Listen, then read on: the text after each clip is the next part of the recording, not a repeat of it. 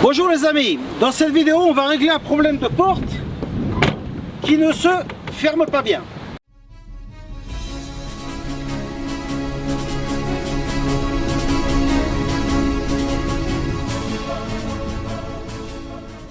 Ceci est donc un problème très commun sur la 123 et d'où vient le problème? Ça nous vient de ceci en fait, et plus précisément de cette petite pièce ici. C'est une petite pièce en caoutchouc qui avec le temps s'abîme et du coup la porte ne ferme plus bien. Alors si vous avez vu ma vidéo antérieure, j'avais essayé de changer juste cette petite pièce qui est à l'intérieur, mais je dois dire que ça ne m'a pas vraiment bien fonctionné, hein. Donc cette fois-ci on va changer le bloc complet. Voici, j'ai donc les pièces qui sont ici avec moi, hein. J'ai donc le côté droit et le côté gauche, comme bien sûr je vais vous donner le numéro de pièce, hein. Alors ce qu'il faut savoir, c'est que cette pièce-ci c'est de la marque Euro. Pourquoi j'ai acheté Euro? Pourquoi j'ai pas acheté Mercedes? Parce que Mercedes en fait c'est plus du double du prix. Voilà, je trouve qu'ils abusent un petit peu là-dessus quand même, hein, alors que ceci fonctionne très très bien. Alors pour enlever notre pièce, on va utiliser une clé Allen numéro 5, ok, pour enlever nos quatre boulons. Attention, celles-ci ont la fâcheuse tendance à foirer, hein. Et donc quand c'est le cas, et ben en fait il faut percer et après ça devient vraiment une grosse galère, hein. Donc au cas où, je vais également vous donner le numéro des vis au cas où vous avez besoin d'en racheter, hein. Ça vous les trouverez chez Mercedes et c'est pas cher du tout. Bon alors voilà, donc comme je vous dis, hein, c'est un problème vraiment très courant sur ces Mercedes là. Moi franchement j'adore les anciennes Mercedes parce qu'elles sont faciles à réparer, mais alors ça a toujours été une galère, hein, et je pense que vous pouvez parler avec n'importe qui, ils vont tous vous dire la même chose. Donc maintenant il me reste à percer, voilà, hein. Donc comme vous voyez j'ai une mèche spéciale, voilà, je vais aller à l'intérieur doucement. Et comme je veux percer l'intérieur, ça va faire une rondelle. À partir du moment où la rondelle s'en va, on est bon. Voilà. Et donc on fait ça avec les 4. Voilà, malheureusement, parce que les 4 ont foiré.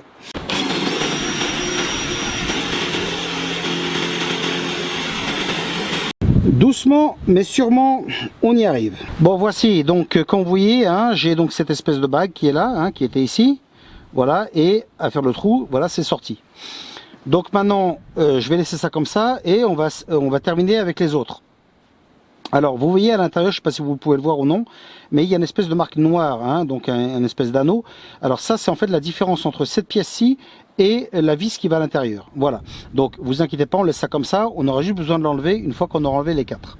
Et après on enlèvera la partie qui reste. Finalement, après quelques années plus tard, j'ai réussi vraiment à détruire ça comme vous voyez, hein. Donc là j'ai réussi à rentrer quelque chose dedans et à le dévisser, donc c'est super. Voilà, et pour celui du haut, normalement en mettant la main dessus comme ça et en tournant, ça devrait sortir, ok.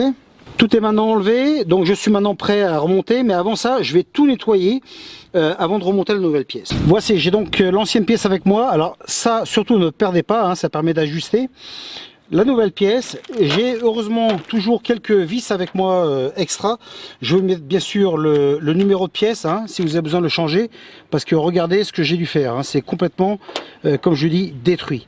Et ça vraiment c'est un travail que j'espère que ça va bien se passer pour vous, parce que sinon c'est une galère totale. Ok, allez maintenant on remonte. Voici, j'ai donc mis maintenant ma pièce en place, hein, et comme vous pouvez voir j'ai mis de la graisse sur chacune des vis. Alors pourquoi?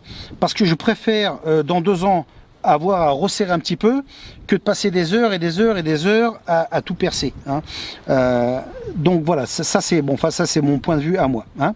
Donc bien sûr quand vous mettez ça, n'oubliez pas de mettre la petite plaque derrière, ok. Et je vois aussi dans la peinture ici, je vois qu'il y a une marque ici, donc je sais que la pièce était plus ou moins là, hein. Donc ce que je vais faire, je vais commencer à serrer, mais pas trop, hein. Je vais juste la mettre qu'elle soit en place et ensuite je commence à fermer la porte et je vais voir si on doit ajuster. Voilà, on va donc maintenant fermer la porte gentiment et il faut se rendre compte si ça en fait touche la pièce ou pas, hein, ou si ça rentre librement. Donc moi ça a l'air pas mal, donc ce que je vais faire maintenant, je vais serrer ça à fond. Tout est monté, on va voir maintenant comment ça ferme. Oh, quel bruit magnifique. Voilà, maintenant ça bouge plus, hein, c'est super. Donc maintenant écoutez, si vous voulez savoir comment on démonte le pare-choc avant par exemple, bah, écoutez, vous pouvez regarder cette vidéo.